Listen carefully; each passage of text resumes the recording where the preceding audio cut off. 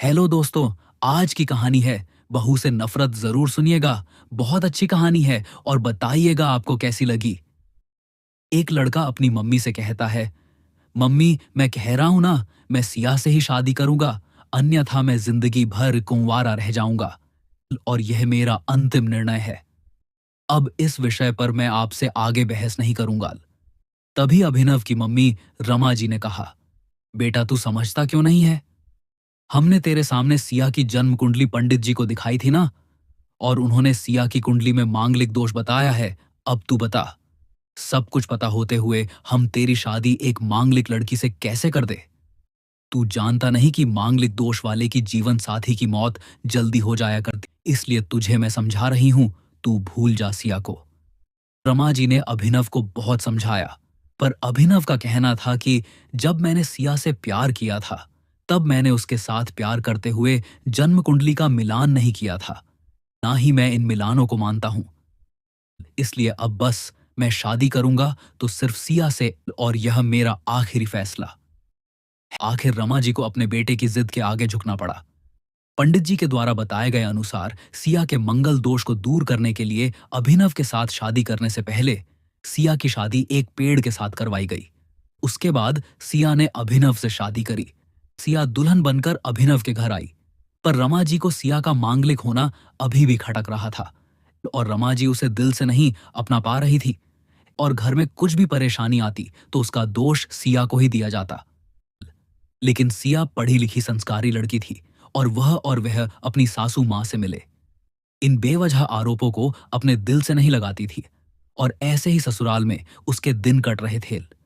एक दिन अभिनव ऑफिस से जल्दी घर आ जाता है। तब रमा जी ने उससे पूछा, बेटा आज जल्दी कैसे आ गया? तब उसने बताया, मां आज सुबह से ही सिर दर्द और बहुत कमजोरी आ रही है, इसलिए ऑफिस में काम करने की हिम्मत ही नहीं हुई मेरी। तब रमा जी ने कहा, चल बेटा जल्दी कर, हमें डॉक्टर के पास चलना चाहिए। तब अभिनव और रमा जी डॉक्टर को दिखाने गए। डॉक्टर को दिखाने के बाद मालूम पड़ा कि अभिनव को पीलिया हो गया है, और दोनों जैसे ही घर लौटे, रमा जी ने घर को सिर पर उठा लिया और कहने लगी, जब से यह लड़की हमारे घर में आई है, तब से हमारे घर में परेशानी और बीमारियां भी साथ में लेकर आई हैं। इसके कदम ही अशुभ है। अब देखो, इसका मांगलिक दोष हमारे बेटे पर भी असर करने लग गया है। कल को अगर मेरी बेटी को कुछ हो गया तो कौन जिम्मेदार होगा? तभी सिया ने कहा, मम्मी जी प्लीज, और कितना नीचा दिखाएगी मुझे? आज तक मैं चुप रही, क्योंकि पापा ने यही सिखाया था कि बड़ों के आगे ससुराल में जवाब मत देना। पर आज तो आपने हद ही कर दी है। अगर मैं आज नहीं बोली तो जिंदगी भर खुद को माफ नहीं कर पाऊंगी।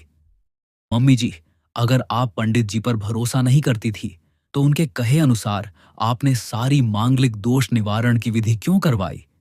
क्यों पहले आपने मेरी पेट से शादी करवाई?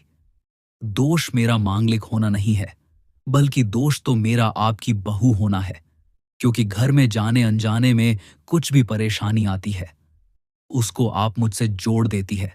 और जब कोई सास अपनी बहू से सिर्फ नफरत कर रही होती है, तब यह बहू दोष बेटे बहू को नहीं, पूरे परिवार को परेशानी में डाल देता है। और इस बहू दोष से मुक्ति भी सिर्फ सास ही दिलवा सकती है। बहू को अपनी बहू माने, उसे दिल से अपनाए, उसे भी सम्मान दे, और यह महसूस कराए कि वह भी इस परिवार का सदस्य है। नहीं तो बहु दोष मांगलिक दोष से भी ज्यादा पीड़ादायक हो जाता है। सिया की कही हुई बातें रमा जी के दिल को झकझोर रही थी, और उन्हें मन ही मन पश्चाताप भी हो रहा था। उस समय उन्होंने सिया को कुछ भी नहीं कहा। थोड़े दिन बाद अभिनव बिल्कुल ठीक हो गया और ऑफिस जाने लगा, और 1 महीने बाद अभिनव की सैलरी भी बढ़ गई। तब उसने घर आकर इसका श्रेय सिया को दिया। तो रमा जी बोली, हाँ सही है बेटा, तू तो सारा श्रेय बहू को ही देगा। तेरी मां का आशीर्वाद भी तो तेरी प्रगति के पीछे रहता है। तेरे साथल तू तो मुझे श्रेय देना भूल ही गया। तब अभिनव ने कहा, मां इस बार सिया का मांगलिक दोष मुझ पर और न ही मेरी तरक्की पर नहीं लगाल। और मां, जब हम बुरी परेशानियों का श्रेय सिया को देते हैं, तो अच्छे कामों का श्रेय भी तो सिया को ही देना चाहिए। तो इसलिए आज का सारा सिया को जाता है। अभिनव ने हंसते हुए कहा। तब सिया बोली, अभिनव तो क्या तुम भी मुझे ऐसा समझते हो? तब अभिनव ने कहा, नहीं सिया, बिल्कुल नहीं। बल्कि मैं तो माँ को यह समझाना चाह रहा हूं कि सुख दुख हमारे जीवन का हिस्सा है, और कभी जीवन में खुशियां आती हैं तो कभी गम भी आते हैं। इसके लिए हमें परिवार के सदस्य या अपनी बहू को दोष देना उचित नहीं। हैल।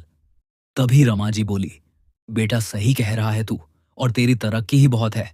मुझे इस झूठे दोषों से बाहर निकालने के लिए आज मैं यह कसम लेती हूं कि आज के बाद मैं सिया को किसी भी बात का दोष नहीं दूंगी।